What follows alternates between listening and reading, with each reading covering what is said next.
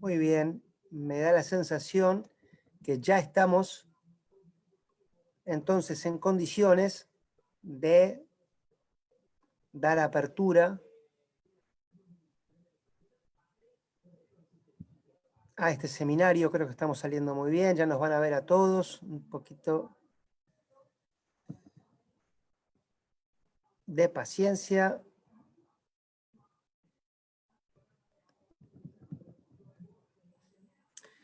Bueno, aquí estamos. Le vamos a pedir lentamente a nuestro anfitrión de hoy, el doctor Omar Sued, y a nuestros invitados, los doctores Pedro Kahn, Mirta Roses y Pablo Bombey, que muy lentamente vayan ingresando con video y con audio a este encuentro. Le pedimos miles y miles de disculpas a las personas que estuvieron esperando. Ustedes saben que la ciencia tiene un larguísimo alcance, pero para estas cuestiones de Zoom todavía nos debe algunas respuestas.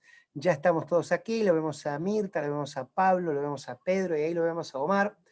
Así que formalmente damos comienzo a este nuevo encuentro que la Sociedad Argentina de Infectología tiene el placer y el deber de organizar en el combate, antes que nada, sobre esto que Mirta seguramente nos va a explicar muy bien, que es el combate contra la infodemia, contra la desinformación, contra las noticias falsas, que a veces envenenan más que un virus. Es realmente para nuestra Sociedad Argentina de Infectología un altísimo honor contar con nuestros socios, porque eso es lo que son también aquí en este espacio, las personas que son las que ustedes ven, escuchan o refieren cuando desde el Estado se dice hay infectólogos, hay expertos trabajando en esto. Bueno, ahora lo están viendo. Parte del equipo de la SADI que asesora al gobierno está aquí. La otra parte del equipo compartirá este mismo espacio el sábado que viene. Para comenzar entonces, vamos a compartir con ustedes la trayectoria y el currículum de nuestros invitados de hoy, empezando por la doctora Mirta Roses, que es médica diplomada en salud pública y epidemiología, médica especialista además en enfermedades infecciosas, ha sido directora de la Organización Panamericana de la Salud entre el 2002 y el 2012, es miembro de la Junta de Gobierno del Fondo Mundial y tiene múltiples, y merecidos, agrego yo, títulos honoris causa de universidades de Argentina, México, España, Ecuador, Nicaragua, entre otros. Fue premio CONEX Platino y Brillante por sus actividades en salud pública. El doctor Pedro Kahn es médico especialista en medicina interna e infectología, es líder en la lucha del HIV en la Argentina, tanto es así que fue fundador de la Fundación Huésped, ex presidente de la Sociedad Internacional de SIDA de 2006 a 2008, profesor titular de infectología, ciudadano ilustre de la ciudad de Buenos Aires, mención Faustino Sarmiento del Senado y premio Perfil, entre otras distinciones. El doctor Pablo Bombey, jefe de sección de infectología y de comité de control de infecciones del CIAMIC, fue nuestro presidente de la SADI entre 2009 y 2013, es director científico de vacunar, es presidente de la Comisión Nacional de Inmunizaciones, la CONAIN, y fue premio a la trayectoria de SADI 2019. Miren, yo debería ponerme de pie, pero esto sería una desprolijidad, así que con altísimo gusto me doy el placer de darles el paso a Omar, y allí sí que comience la charla. Omar, todo tuyo. ¿Qué tal? Buenas tardes. Muchísimas gracias a los tres por aceptar la invitación. Perdón que es mi perra, también estamos desde casa, entonces van a escuchar los ladridos si hay gente. Muchísimas gracias por aceptar la invitación. Para mí es un orgullo que puedan estar acá. Dos de las personas en esta pantalla han sido, digamos, mis jefes, Pedro, mi maestro, en todo lo que he aprendido en HIV, y Mirta en lo que he podido aprender en salud pública mientras yo estuve trabajando en la Organización Mundial, Panamericana de la Salud. Para mí es un orgullo, es un honor, no solamente tenerlos acá también, sino también compartir este grupo de expertos digamos, del Ministerio de Salud, en el que estamos tratando de brindar de alguna manera apoyo a las decisiones que se toman, y que yo simplemente estoy ahí porque soy el representante de todos los infectólogos de esta sociedad, y no por los méritos como bien merecidos que tienen los otros 3 integrantes que han sido apuntados específicamente en este grupo. Entonces, bueno, agradecerles que están acá. Espero que hayan podido tener tiempo de almorzar antes de esto, y si no, digamos, vamos, es una hora nada más. Tenemos mucha gente conectada, están todos muy interesados en estas preguntas y en esta especie de charla, de conversatorio. Entonces, bienvenidos, espero que estén cómodos, espero que se sientan cómodos, que no sé, si ven alguna cosa que no les gusta que yo le pregunte, me paran en seco, no tengan problema, y vamos a saludar y empezar entonces ahora mismo. Adelante, Mirta, si quieres saludar, tenés el micrófono apagado, me parece. Sí, esta es la parte de saludos. Bueno, buenas tardes a todos. Y espero que entre el día de trabajo, que aprovecho a felicitarlos por ayer, a todos los trabajadores, en especial los trabajadores de salud, y que tengan un fin de semana que puedan dedicar un poco a esta actualización de conocimientos que nos brinda la SADI. Pedro. Bueno, buenas tardes a todos. Muchas gracias a la SADI, no solo por este webinar, sino por la tarea que vienen haciendo con una cantidad de reuniones y webinars que algunos de ellos tuve oportunidad de verlos y la verdad que son de muy buena calidad. Espero que nosotros estemos a la altura de los que ya vimos. Así que gracias por la invitación y gracias a la gente que se conectó. Pablo. Bueno, gracias Diego, gracias por la invitación. Gracias Omar también, por supuesto. Y una pequeña aclaración para que Mirta no se enoje. Ella es la presidenta actual de la CONAIN. Yo fui presidente hasta el año pasado. Así que pequeña aclaración nada más. No me enojo, por mí podría seguir él, ¿eh? En estos tiempos, si algo que nos sobra es trabajo. Bueno, muchísimas gracias a todos.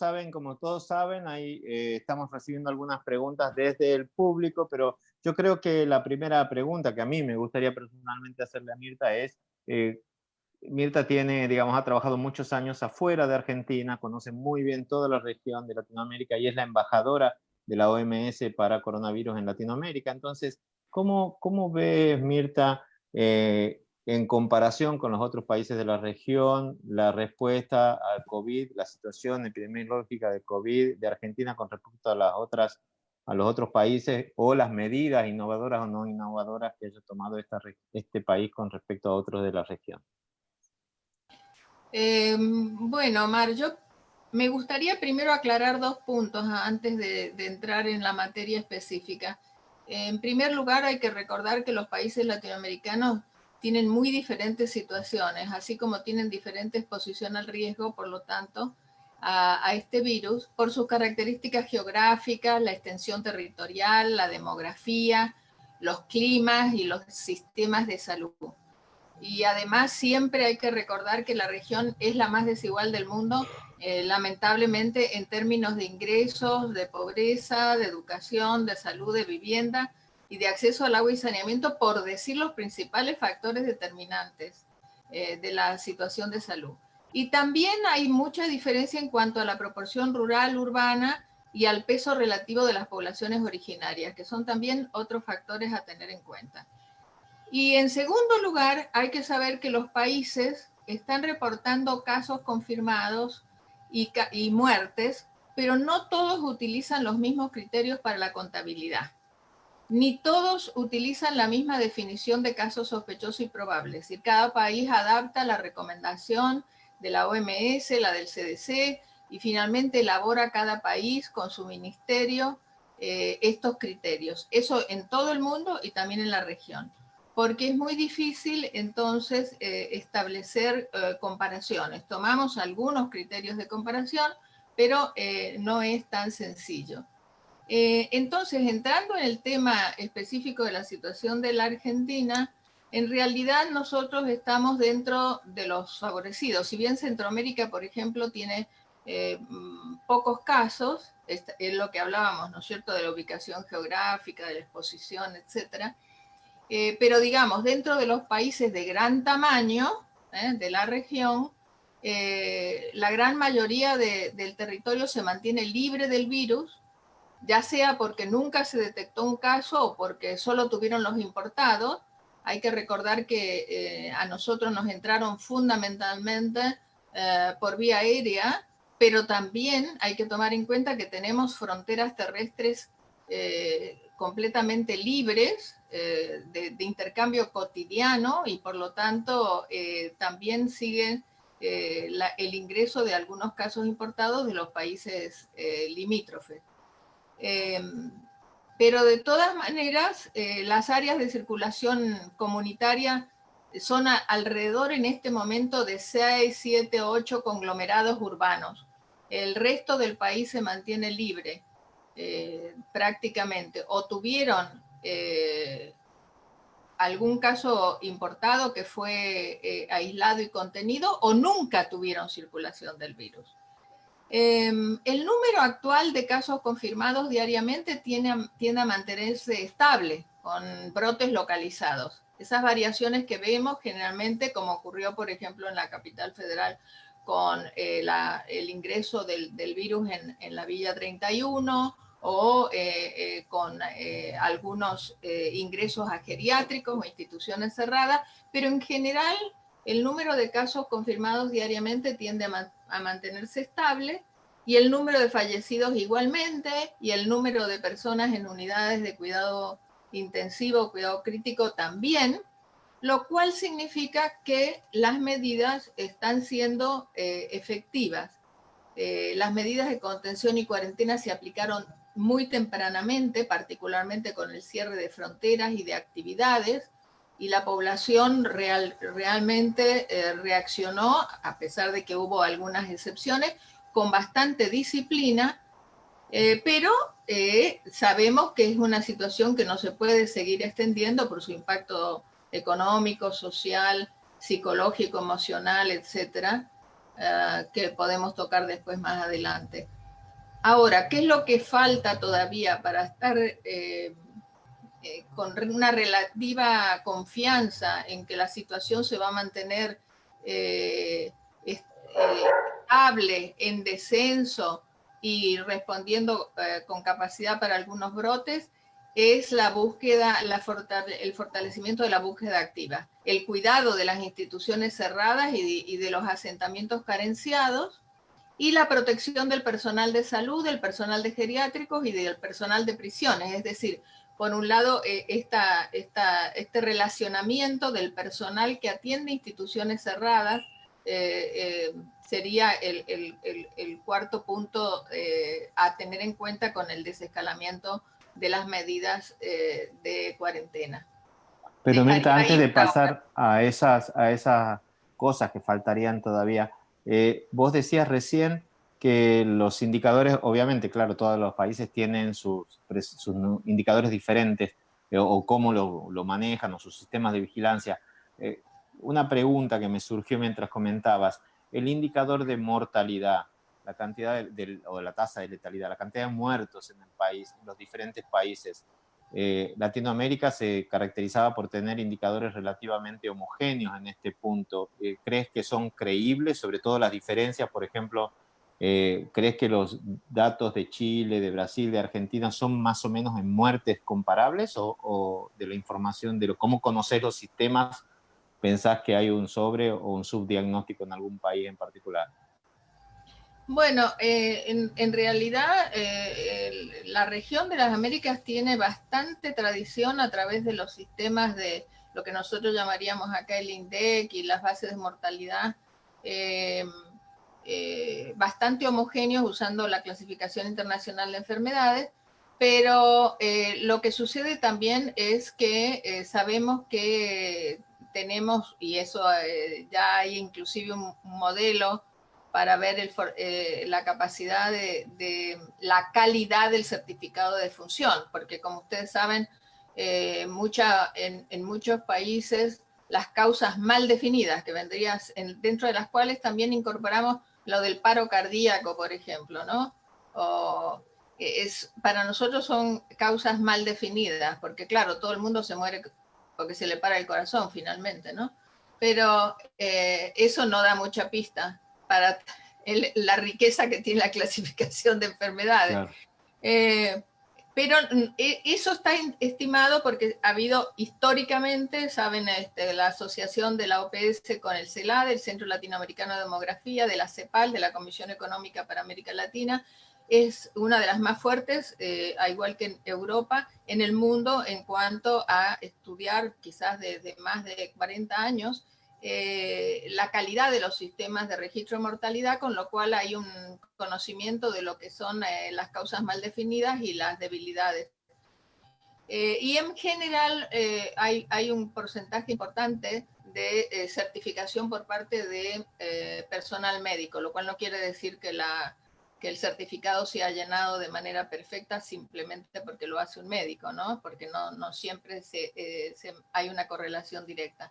Pero el gran porcentaje de muertes en la región se registra con un certificado de defunción provisto por un profesional. De todas maneras, habiendo dicho todo eso, lo que tenemos ahora con el COVID es una situación completamente nueva, porque hay países que las personas que fallecen en su domicilio no se consideran muertes por COVID.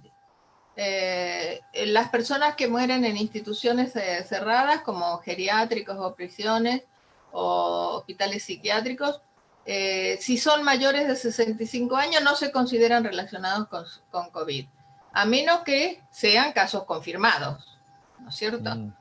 Entonces, hay una gran disparidad. Algunos países hacen el testeo en las personas en cuidado crítico, y otras personas y otros países, en algunas regiones de los países, como por ejemplo Brasil, no necesariamente están haciendo pruebas en todas las personas que se presenten con cuadros críticos terminales, digamos, que ingresen prácticamente en situación de final, ¿no? Entonces hay que tomar eso con mucho cuidado, y paralelamente ya se han empezado con estos mismos actores que te mencionaba, los expertos en mortalidad, a analizar lo que se llama la mortalidad atribuible o el exceso de mortalidad. Es decir, claro, que están haciendo la tendencia de los últimos 10 años, día por día, desde enero a abril, a mayo ahora, ¿no es cierto? Comparando con el registro de la casuística de mortalidad actual. Tomando, claro, como no estamos todavía en invierno, la cosa se va a complicar un poquitito, pero bueno, de todas maneras tenemos la tendencia histórica de las muertes en invierno por influenza, pero por ahora, hasta mayo, no tenemos esa variable de confusión, pero sí tenemos una que resultaría inclusive un ajuste positivo para el exceso de mortalidad, y es que han bajado mortalidades por otras causas debido al aislamiento y a la cuarentena, como son los accidentes de tránsito. Claro. Pero tenemos que tener mucho cuidado porque hay algunos estudios pequeñitos de que han aumentado algunas causas porque la gente no acude por temor a los servicios o por la cuarentena misma, por ejemplo, frente a síntomas como infarto de miocardio o problemas obstétricos, con lo cual puede haber algunos casos de suma, así como hay casos de resta en el caso de los accidentes. No sé si te expliqué todo. Sí, lo que quedó claro es que es difícil comparar y que no tenemos la posibilidad de compararnos directamente con Brasil, con Chile, pero que claramente, digamos, los sistemas pueden ser, tienen sus ventajas y sus desventajas cada sistema de información en cada país, y que en general vamos a tener que esperar triangular esos datos con datos, como mencionabas recién, de tendencias de mortalidad y otras cosas. Pero volviendo entonces a lo que decíamos también antes. Es importante, Omar, también es importante que la gente sepa, que los colegas sepan, que el tema de la estructura demográfica es muy importante. Claro. Porque la letalidad, como ya sabemos todos, se concentra en las personas mayores de 65 o de 60 Claro. o de 65 años. Y la estructura demográfica es muy distinta. Uruguay y Argentina son los campeones en ese sentido, y de ahí va a reduciéndose la proporción de este grupo etario en el peso de la población general. Claro. Bueno, entonces pasamos a un tema que habías mencionado también, Mirta, antes para preguntarle a Pedro. Entonces, ¿cuál crees vos, Pedro? Todo el mundo nos pregunta si realmente la cuarentena ha sido tan buena, al margen de los aspectos sociales y económicos y psicológicos que tienen sus impactos posiblemente negativos, pero si esa es la mejor decisión o si se pudiera haber hecho lo mismo sin la cuarentena, como hicieron o como algunos mencionan que podría haber sido en otros países, y si eso es la causa de la que no haya pico y si va a haber pico, no sé qué nos podés comentar de eso. Bueno, gracias, Omar. A ver, varias cosas. En primer lugar, es contrafáctico decir que hubiera ocurrido si no hubiéramos tenido la cuarentena. Simplemente porque no ocurrió. Tuvimos la cuarentena y, como bien decía Mirta, fue muy temprano. Es bueno recordarle a los colegas de SADI que la comisión esta se conformó en la Argentina antes que tuviéramos el primer caso, antes del 3 de marzo. Y que empezamos a trabajar con la presunción de que podía llegar y empezamos a hacer planes con eso. Y así de temprano fue también el inicio de las primeras medidas, ¿no? Digamos, el cierre de fronteras, la suspensión de clases, etcétera, hasta llegar al 20 de marzo a la cuarentena. Mirta aclaraba bien que es difícil de comparar, pero es imposible no comparar cuando uno ve países que decidieron no implantar la cuarentena o que lo hicieron en forma fragmentada, como el caso de Brasil, donde de repente las autoridades de algunos estados la implantaron a pesar de la oposición del Poder Ejecutivo Central. Yo creo que un rasgo importante a destacar en Argentina es la coordinación entre las distintas regiones, las distintas jurisdicciones, aún con distinto signo político, que fueron capaces de ponerse de acuerdo para orientar una misma política, ¿no? Eso yo creo que es una ventaja comparativa que hay que subrayar, y habla un poco de la madurez también, ¿no? Que creo que también otro aspecto que también coincido con Mirta es la madurez que demostró la población, porque a pesar de que ahí está la imagen de que los argentinos somos desordenados, incumplidores de la ley, etcétera, etcétera, sin embargo aquí, salvo contadas excepciones, hubo un acatamiento muy importante al aislamiento social preventivo obligatorio. Yo sé que es odioso comparar, pero es imposible no tomar en cuenta la cantidad de casos por millón de habitantes que han tenido los diferentes países, basta con mirar Brasil, o la cantidad de muertos por millón de habitantes. Sé que es una medida imperfecta con todas las limitaciones que dijo Mirta. Argentina tiene 5 muertos por millón de habitantes y Brasil tiene 28 muertos por millón de habitantes. Y puede ser que el 5 no sea 5 y que Brasil no sea 28, pero de todas maneras estamos hablando de una diferencia muy grande. De hecho, hay cosas que sorprenden, que habrá que estudiar con más detalle. Cuando uno mira la situación de Chile, que ha testeado muchísima gente, Chile tiene una de las tasas de letalidad más bajas del mundo, es decir, cantidad de muertos por cantidad de testeados. Sin embargo, cuando miramos la cantidad de muertos por millón de habitantes, tiene más de 2 veces la nuestra, es decir, están en 12 muertos por millón de habitantes. De modo tal que me parece que está claro que la cuarentena ha funcionado, coincido con Mirta que no puede ser eterna. La cuarentena es víctima de su propio éxito, es un poco lo que le pasa a las vacunas, ¿no? La gente dice, no me vacuno, total no hay sarampión, y vuelve el sarampión. Entonces acá, Claro. ¿Para qué voy a cumplir la cuarentena si igual no era tan grave como me lo decían? Bueno, en primer lugar, hay que decir que tenemos más de 200 muertos, no recuerdo la cifra exacta de hoy, pero estaba en 200 y algo. Entonces, para esas 200 familias, esto sí ha sido una cosa grave. Tenemos 150 o 160 personas internadas en terapia intensiva con diagnóstico de COVID. No es una cantidad que nos alarme, el sistema de salud no está sobresaturado, pero son 160 personas en terapia intensiva. A nadie le gustaría estar en ese lugar. Me parece además que es muy importante tomar en cuenta que sí, hay un éxito que sí podemos balancear, y creo que estamos 100% de acuerdo todos. El haber podido postergar el famoso pico nos dio tiempo para varias cosas, para conseguir más equipos de protección personal para los colegas, hecho fundamental para que puedan trabajar con toda seguridad, para aumentar el número de respiradores, que ya se aumentó en más de 1000, para inaugurar hospitales, para armar sitios de alojamiento para personas que necesiten aislamiento porque son COVID positivos, pero no necesitan estar en un hospital, como por ejemplo Tecnópolis y clubes de fútbol y gimnasios, etcétera.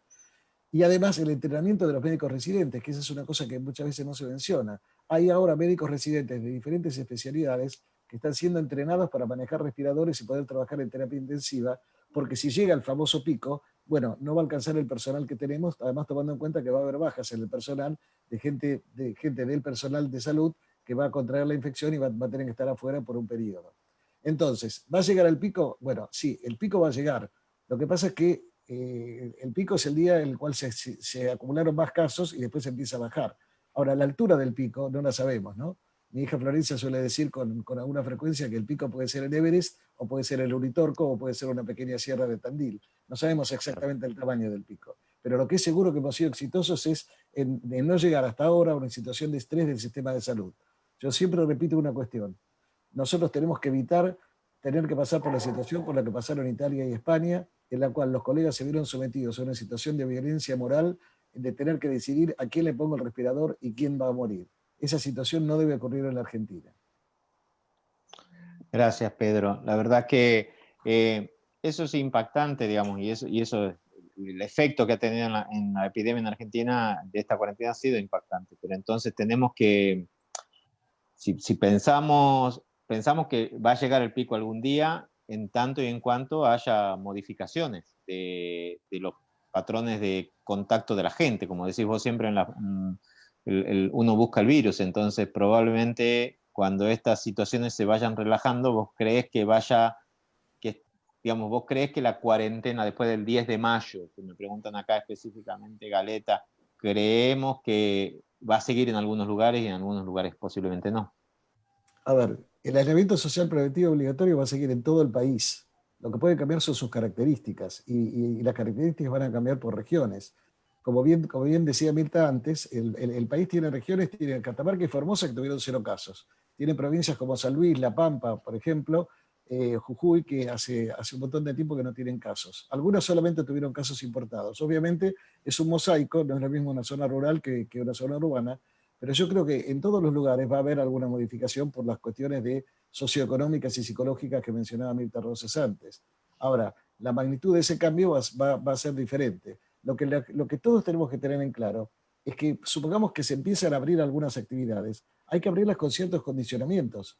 Realmente el cuello de botella o el talón de Aquiles es el transporte público. Acá tenemos que tener claro que si nosotros abrimos las actividades y no moderamos el tema del transporte, podemos perder muchas de las ventajas que hemos ganado.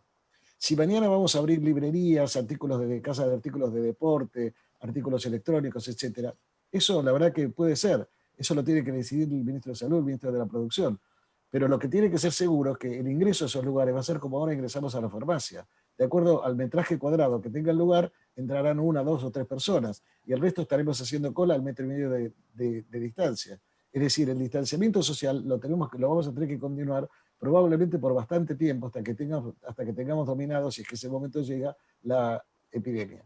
El lavado de manos, el toser en el pliegue del codo, la limpieza de superficies, todas las medidas que los colegas conocen, eso va a haber que mantenerlo independientemente que haya más o menos comercios abiertos.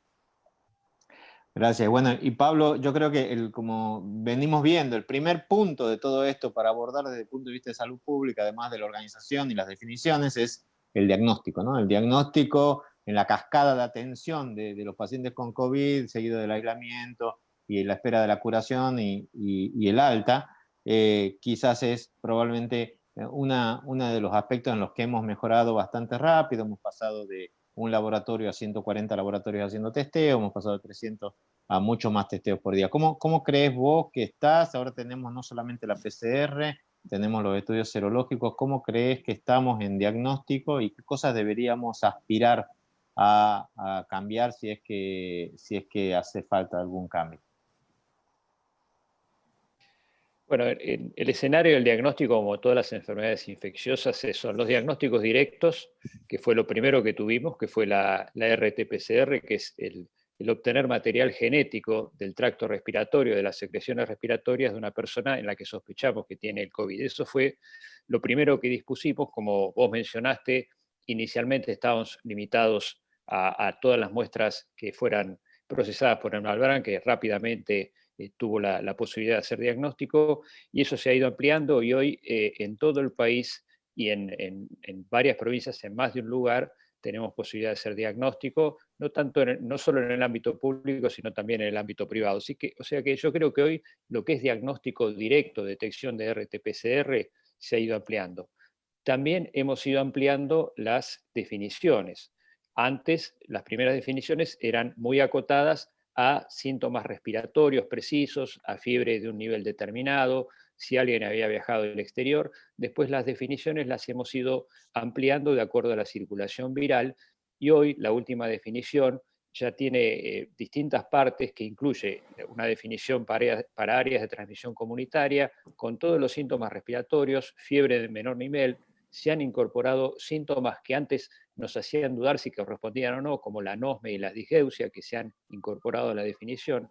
Lo mismo que tenemos definición diferenciada también para personal de salud, donde esa definición es mucho más sensible para que podamos detectar personal de salud enfermo con poca sintomatología. Y lo mismo tenemos la neumonía, que se ha incorporado a la definición. O sea que no solo aumentamos la capacidad diagnóstica, sino que aumentamos la sensibilidad de los criterios de definición, con lo cual hoy estamos creciendo posiblemente en el número de casos también por esos dos motivos, porque tenemos mayor acceso al diagnóstico y una definición más ampliada desde el punto de vista directo, que es la detección de material genético. También se han ido incorporando, en la medida que tomamos conocimiento, y creo que lo que comentaba Pedro de la cuarentena también nos da la oportunidad de tener mayor evidencia científica. Y esa evidencia científica ha ido desarrollándose en distintos campos. Uno de los campos es el diagnóstico. Y dentro del diagnóstico, el diagnóstico serológico, que nosotros lo usamos para muchas infecciones virales, por ejemplo, donde hacemos básicamente el diagnóstico serológico. En esta tenemos el diagnóstico molecular directo, pero también estamos empezando a ver que el diagnóstico serológico posiblemente sea complementario en algunos casos del diagnóstico directo. Creo que eso, en poco tiempo más tendremos posibilidad de hacer diagnóstico serológico de laboratorio, pero también sumamos algo más, que son los test rápidos, que es algo bastante nuevo. Entonces, los test rápidos de diagnóstico serológico, porque también hay test rápidos de diagnóstico de antígeno, esos todavía están más lejos, pero el diagnóstico de test rápidos serológicos se está empezando a utilizar en varios países. Nosotros en nuestro país hace pocos días empezamos a testear en distintos lugares. Se basa en la toma de muestra de una pequeña alícuota de sangre, y en 15 o 20 minutos nos detecta IgG, IgM o ambas. Y eso nos permite hacer diagnóstico retrospectivo, pero sobre todo sirve para hacer relevamientos de cero prevalencia. ¿Cero prevalencia en dónde? En lugares donde uno supone que ha habido más, el virus ha transitado más probablemente, como puede ser lugares de alto movimiento de gente, estaciones de trenes. También puede ser en centros asistenciales. De hecho, hay hospitales que están haciendo relevamiento serológico del personal. Y eso nos permite ¿qué? Detectar lo que también sabemos, que hay muchos, posiblemente algunos casos, que hayan sido asintomáticos y que no hayan expresado manifestaciones clínicas, no se haya hecho el diagnóstico directo, y a través de estos testeos rápidos nos permitan detectarlos y tener un panorama más preciso todavía de cómo está circulando el virus en nuestro país. Yo, en resumen, te diría que creo que hemos ido avanzando mucho en diagnóstico, no solo en nuestro país, sino en los conocimientos científicos que hay acerca del diagnóstico, y en poco tiempo más también, como decía recién, vamos a estar en condiciones de sumarle al diagnóstico directo de la RT-PCR el análisis serológico. Sabemos que la IgM alrededor del quinto o séptimo día posiblemente ya dé positiva, la IgG un poquito después, pero probablemente eso complemente algún diagnóstico directo de PCR que no nos dé un resultado positivo ante un caso que sea, digamos, que tenga síntomas muy compatibles. Y creo que son complementarios, y lo que decíamos recién de los test serológicos para un relevamiento epidemiológico de algunos lugares específicos. Pablo, acá están llegando preguntas sobre justamente los test serológicos, y Vanessa pregunta, por ejemplo, ¿qué rol específico cumpliría, digamos, para qué serviría saber la prevalencia de la población general, y qué porcentaje de la población debería estar inmunizada para considerar si es que se toma ese número para hacer cambios en la cuarentena? No sé si tenés algún comentario. No, con respecto a lo último, no se sabe exactamente cuál es el porcentaje de población inmune que nos daría lo que se llama inmunidad de rebaño, que es lo que ocurre con las vacunas. Las vacunas, nosotros, en algunas vacunas uno sabe que con un 60%, 70% de cobertura, el resto de la población, aunque no se vacune, va a estar protegida. Acá uno le gustaría tener ese número mágico, decir, bueno, si este porcentaje de la población está infectado, el virus no va a seguir circulando. Ese número no lo tenemos porque también hay varias factores que incluyen. La primera parte de la pregunta era en cuanto a la serología. Sí, la ventaja de hacer los estudios de prevalencia en la población No, general. los estudios de prevalencia lo que nos permiten saber es en qué lugares está circulando el virus, si el porcentaje de infecciones asintomáticos fue más alto de lo que pensábamos, porque se acuerda que al principio no podíamos testear a todo el mundo, entonces saber si en algunas circunstancias, sobre todo por ejemplo en el ámbito de salud, hay más personal que se haya infectado del que pudimos detectar clínicamente. Es decir, esos testeos o esos relevamientos serológicos rápidos nos permiten tener un panorama más claro de cuál ha sido y cuál es la circulación del virus. Pedro, Omar, ¿vos querías decir algo? sí, Sí. yo quería hacer un comentario sobre esto, coincido con todo lo que dice Pablo, pero la verdad es que no sabemos si el virus deja inmunidad. No sabemos si deja inmunidad y si la deja por cuánto tiempo. ¿Dura 20 días? ¿Dura 20 años? Esa respuesta no la tenemos. Es importante aclarar esto porque es un tema de confusión frecuente en los medios, de gente que habla del efecto rebaño y de la inmunidad y de que si ya Del modelo de Suecia de inmunidad colectiva, digamos, que después finalmente tampoco fue tan exitoso, digamos. Exactamente, es decir, a ver, el mejor deseo que podemos tener todos es que deje inmunidad fuerte y permanente, porque además eso facilitaría mucho, digamos, haría más plausible que una vacuna pueda ser exitosa, porque no es un tema de generar anticuerpos. El HIV también genera anticuerpos, pero no son neutralizantes. El sarampión genera anticuerpos y son protectores. Entonces hay que ver si el COVID se va a comportar más cercano al sarampión o más cercano al HIV. Mientras tanto, no podemos asumir ninguna política basada en el hecho de que una persona infectada automáticamente está inmunizada. Ojalá sea así, pero no lo sabemos todavía. Mirta, están llegando más preguntas también, por ejemplo, Horacio Otero dice, bueno, si bien sabemos que nos tenemos que enfocar en las personas mayores, porque son las que tienen mayor carga de mortalidad, sobre todo a medida que aumenta la edad, pero también las últimas descripciones de ACV en personas jóvenes o enfermedades raras en niños deberían cambiar nuestro enfoque solamente, digamos, en priorizar las personas jóvenes, o cómo hacemos para priorizar justamente las poblaciones vulnerables o otro tipo de población. No sé si bueno, se entiende. en primer lugar siempre tenemos que recordar que este bebé tiene a lo mejor como máximo 6 meses de existencia en haberse contactado con un ser humano, ¿no? Porque siempre queremos saber más de lo que podemos en el tiempo que ha transcurrido. Es más, yo creo que este virus nunca antes la ciencia había logrado tan rápidamente conocer lo que conocemos hasta ahora, pero en la misma proporción es nuestra ignorancia todavía, ¿no? Como la gente que dice qué va a pasar en el invierno. Bueno, sí, ¿qué va a pasar en el invierno?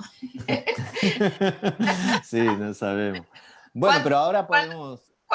Cuando pasemos todo el ciclo, por lo menos 2 veces por el mundo, ahí vamos a saber lo que va a pasar en el invierno y en el verano, en la montaña y en el llano, como dicen. Sí. Entonces siempre le tenemos que recordar calma, si bien la cuarentena parece eterna, el tiempo que hace que conocemos que el virus está visible para la ciencia es muy cortito. Entonces hay muchas cosas que resultan difícil, ¿no es cierto?, de darle una respuesta. Como bien se dijo, no sabemos cuánto va a durar la inmunidad y muchas otras cosas. Lo que sabemos también, por ejemplo, es que es probable que el virus no respete las edades, no respete ninguna edad. Este es, como dije muy precozmente en febrero, a mitad de febrero, me parecía a mí, de manera personal, ¿no?, con la experiencia pasada, desde la fiebre hemorrágica y otros virus, me parecía que este era un virus inteligente. Por ejemplo, hay virus, ¿a qué llamamos virus inteligente? Virus inteligente es el que logra sobrevivir.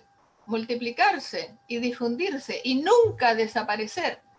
Y otros virus son un poco tontos, ¿no? Porque matan a tanta gente tan rápido que no logran salir de un área geográfica, ¿no? Como un poco le ha pasado al ébola o a otros.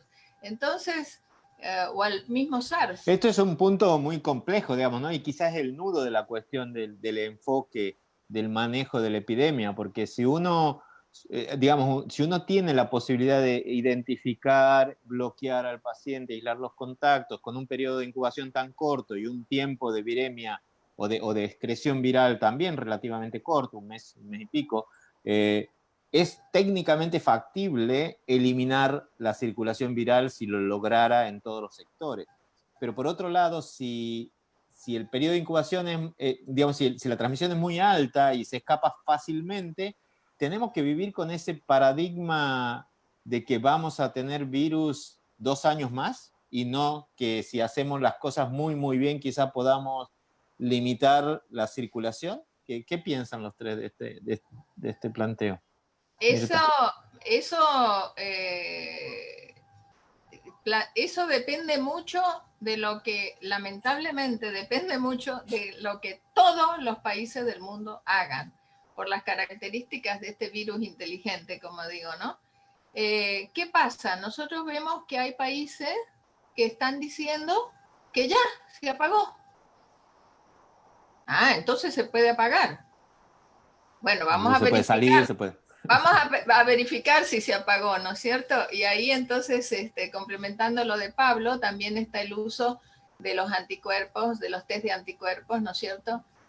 Para ver la inmunidad. Por ejemplo, si nosotros decimos, ¿será cierto que Catamarca y Formosa no tuvieron el virus? Bueno, podríamos hacer un testeo en población de manera inteligente de alguna población que consideremos más expuesta, a lo mejor terminales de ómnibus, vaya a saber, algún personal que escogemos y hacemos un test de anticuerpos y decimos, sí, parece que no transitó por estos países, no es que se nos perdió alguno. Y en estas provincias, y sí, y no es que se nos perdió alguno. Pero también como el virus es tan difundible y es un virus respiratorio, sería difícil que después de 3 meses estas dos provincias no hayan tenido ningún caso. A lo mejor se les podría haber perdido al principio, pero después seguramente el virus habría encontrado, porque es muy capaz y muy hábil para irse pasando de persona a persona rápidamente. Entonces, allí nosotros lo que vemos es que hay, parecería, situaciones en la extinción. Porque ahora, de hecho Rosario, por ejemplo, ha sido una provincia que ha controlado muy bien y que nos habla de la posibilidad de extinguir. Digo, diferente del H1N1 que puede transmitirse a través de las aves o circular a través del mundo a través de las aves, en SARS y en MERS se ha extinguido y posiblemente gracias a las acciones de bloqueo, a las acciones de cuarentena, ¿no? Entonces, no sé, ¿piensan que esto podría ser posible o tenemos realmente que pensar 2 años más de virus hasta que haya una vacuna? Mira, Omar, la Organización Mundial de la Salud plantea 3 escenarios posibles para esto. Uno es que haya una extinción, como efectivamente recién se hablaba, que en algún momento, digamos, empiecen a desaparecer los casos y ya. Un segundo escenario, que haya circulación permanente a bajo nivel, como por ejemplo hoy está circulando el H1N1, para el cual por suerte tenemos vacuna, pero sabemos que hay H1N1 circulando. Y una tercera situación es que, digamos, se agotó, como dijo Mirta recién, y de repente, sorpresa, tenemos nuevamente brotes periódicos. Así que cualquiera de las 3 circunstancias, hoy no podemos adivinar cuál va a ser, no podemos descartar la primera, pero tampoco podemos descartar ni la segunda ni la tercera. Omar, sí. Yo quería comentar algo que dijo Mirta del invierno.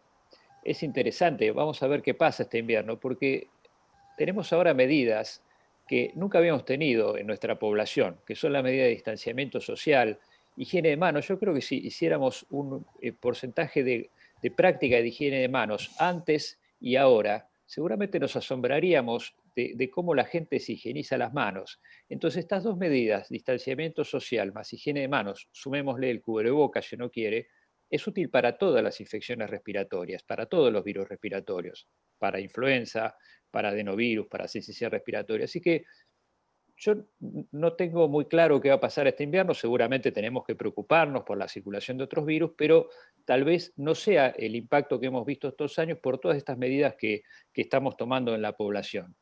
Con respecto a la transmisión del virus y si el virus va a seguir circulando, uno tiene idea que va a seguir circulando hasta que, como decía recién Pedro, por ahí se extinga o tengamos una vacuna.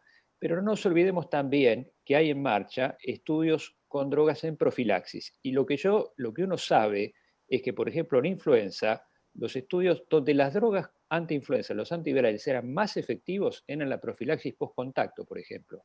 Entonces, si uno tuviese drogas muy efectivas para la profilaxis post-contacto y pudiera rastrear rápidamente a los contactos de un caso índice, también sería una forma de disminuir la transmisión. Creo que tenemos que ir pensando en todas esas cosas que seguramente en no mucho tiempo más, también como decía Mirta, el avance que hemos tenido en tratamientos, y hay estudios en marcha, los estudios de la OMS indican varios estudios de profilaxis en marcha, con lo cual es muy probable que también esas sean herramientas que contribuyan a disminuir la transmisión, más allá de la evolución natural del virus y de que tengamos una vacuna que probablemente eso demore un poco más. Así que creo que hay que tener en cuenta también estos factores en el tiempo de circulación viral.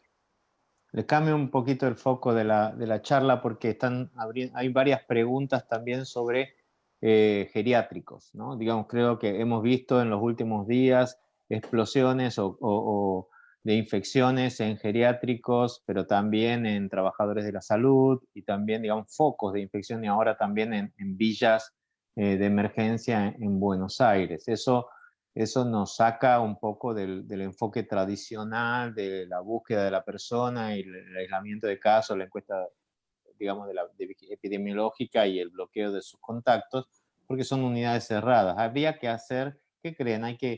En este momento habría que hacer algo adicional a lo que se está haciendo en unidades cerradas como geriátricos, o cuál sería el abordaje también, por ejemplo, de villas, digamos, de villas o pueblos, asentamientos o barrios donde el aislamiento es difícil. Digamos, ¿qué podríamos aconsejar a los infectólogos que están asesorando provincias o municipios en el interior?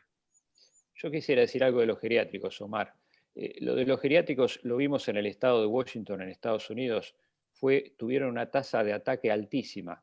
Hay que pensar que son lugares donde hay personas de riesgo, muchos de edad avanzada, muchos con comorbilidades, son lugares cerrados, donde también hay mucho personal de salud que atiende a los pacientes. No se olvide que está el médico, la enfermera, el kinesiólogo, el terapista ocupacional, la nutricionista. Es decir, hay mucha gente que interactúa y a su vez los mismos residentes de esos geriátricos tienen actividades donde interactúan. Entonces, y además muchos lugares son de un tamaño, digamos, pequeño, con lo cual el distanciamiento social no es factible. Es una situación ideal para la transmisión del virus. Y creo que eso lo hemos ido aprendiendo. De hecho, en Estados Unidos han publicado en New England dos trabajos donde una de las cosas que vieron es que había, digamos, casos asintomáticos entre los contactos de los pacientes o de los residentes de esos geriátricos, no son pacientes. Entonces, creo que tomando toda esa experiencia, uno debería ponerlo en la misma situación que un establecimiento de salud, un hospital con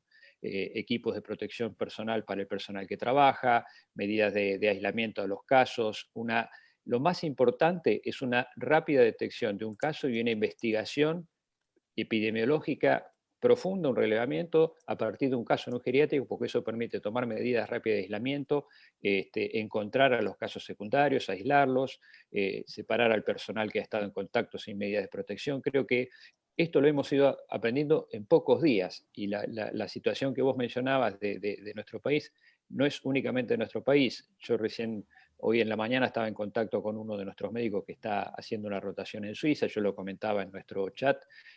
También allá es un problema, ha sido un problema importante en las residencias de cuidados prolongados. Así que tenemos que encarar el problema y trabajar en eso fuertemente.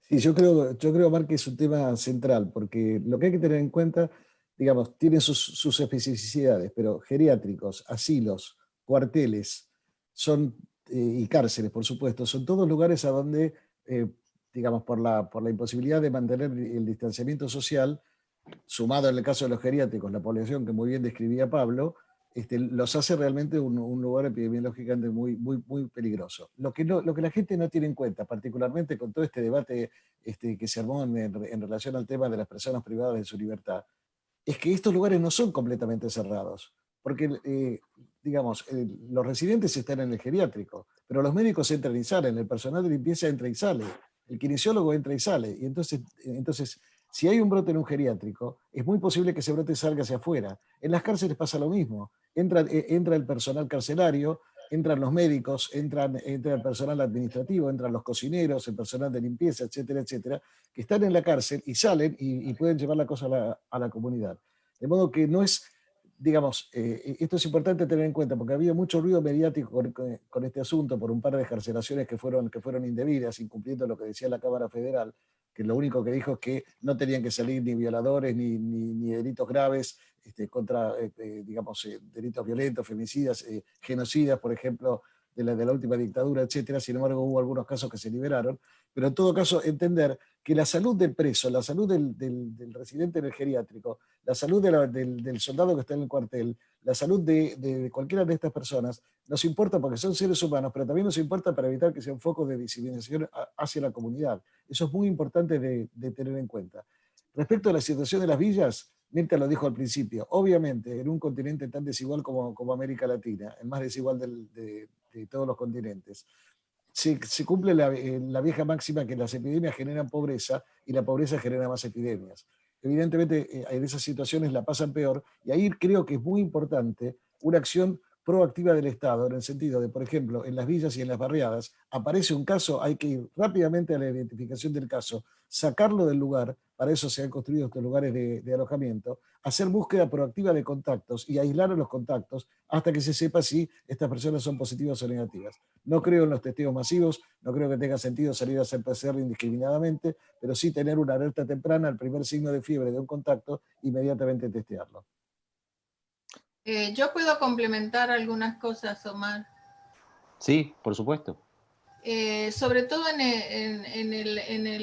el último, ¿no? En el caso de los asentamientos y lugares superpoblados, donde la palabra aislamiento no tiene mucho sentido porque hay otro concepto de lo que es vivienda, es una vida mucho más compartida y comunitaria, ¿no? Entonces, ahí la clave parece ser la aplicación de los principios que son antiguos ya, ¿no es cierto? Ya tienen 50 años por lo menos, de la aplicación de los principios de participación comunitaria y atención primaria de la salud.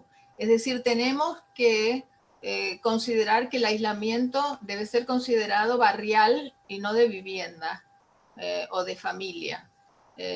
Y ahí, inclusive, bueno, después podemos hablar un poco de las limitantes también para esto de vivienda, pero en estos asentamientos hay que tener un enfoque mucho más poblacional y hay que hacer un trabajo muy estrecho con los líderes comunitarios que conocen la dinámica poblacional y la dinámica laboral del asentamiento, ya que la mayoría son jornaleros, por ejemplo, es decir, viven del ingreso diario, lo cual no deja mucha capacidad para quedar paralizado durante un tiempo extenso, por razones de supervivencia económica, ¿no es cierto? Entonces, ¿qué hemos visto desde el punto de vista internacional? Pondría dos ejemplos, uno de la región y otro fuera de la región.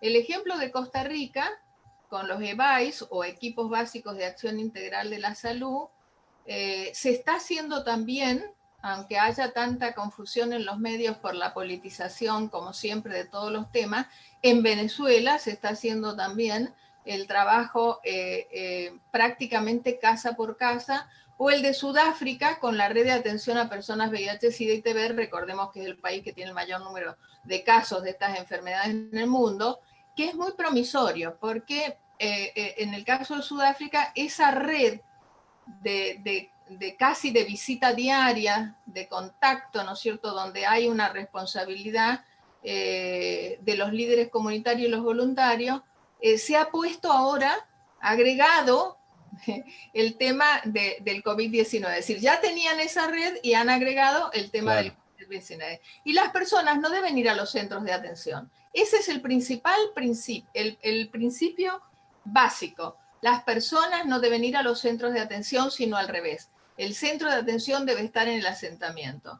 Y los voluntarios... Que fue una política que fue exitosa en nuestro país, en el norte, sobre todo en los 80, en Salta y Jujuy. Yo soy jujeño y había recorridas de promotores comunitarios periódicas, lo que permitió bajar mucho la mortalidad infantil en el norte y también en el sur, en Neuquén, en algunas otras provincias, ¿no? Y se están, sí, digamos, se han ido debilitando.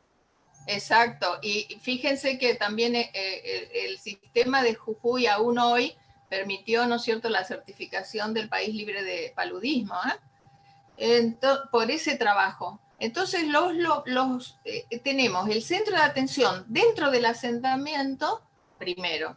Segundo, tenemos los voluntarios comunitarios que levantan el censo diario mirando también que hay personas en riesgo, que hay embarazadas, que hay personas que tienen tratamientos prolongados por cualquier causa, cáncer cardiovascular, VIH, tuberculosis, lo que sea. Preguntan si hay febriles, dan educación e información, analizan las necesidades de atención y ayuda alimentaria, la vacunación. Es decir, que hay que correr del hospital o del centro de salud urbano a la actividad dentro del asentamiento. Pero la tercera cosa es que hay que organizar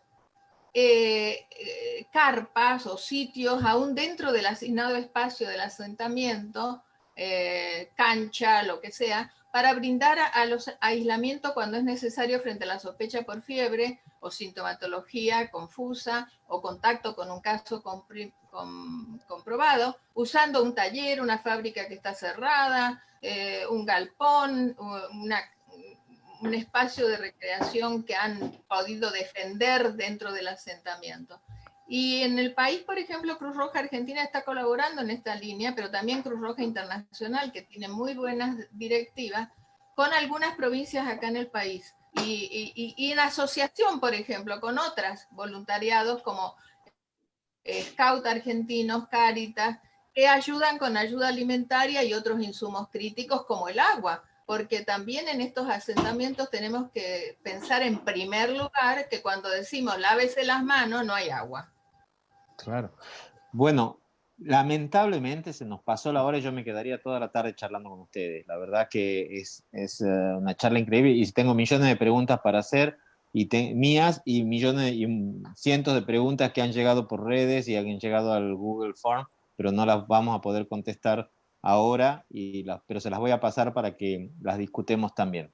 Entonces, vamos a hacer una pequeña reflexión final de cada uno y ya le pasamos la palabra a Diego para que cerramos, porque ya estamos pasados en 5 minutos. Yo en primer lugar les quiero agradecer muchísimo la participación, el trabajo cotidiano permanente en el chat, buscando, analizando y compartiendo información en el chat del grupo de expertos, en su generosidad, en su humildad y en ser parte también de la Sociedad Argentina de Infectología, que también nos llena de orgullo poder compartir esto.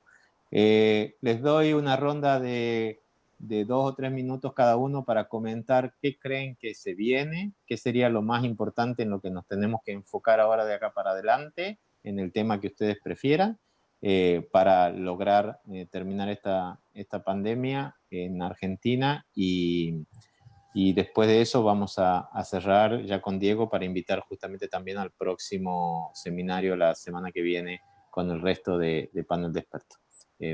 ¿Quieren comentar, quieren empezar, Mirta? Bueno, muchas gracias por la oportunidad realmente.